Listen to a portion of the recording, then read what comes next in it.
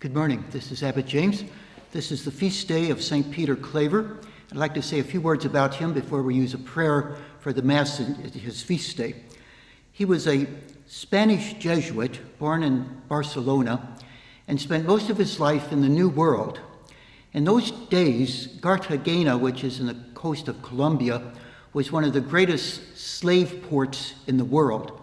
1 million slaves were sent there from Africa to be headed on towards Quito and Lima and other places to work in plantations and mines, had a terrible life ahead of them. And Peter Claver gave his entire life serving them, showing that love and compassion is available to everyone. He's actually been called the liberator of the poor. And in the midst of all of their abandonment, of feeling of unworthiness, he showed that they, no less than he, were children of God.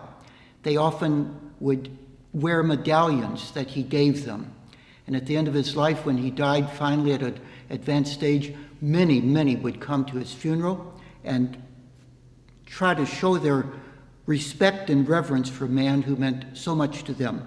So I'd like to conclude this presentation with the word of the Mass for his feast day. It goes like this.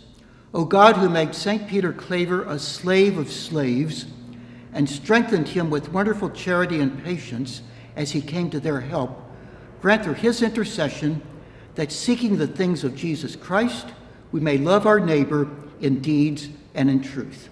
I think those final words of the prayer are very important. Peter Claver served others not just by what he said, but by giving his life for them. May we do something of the same.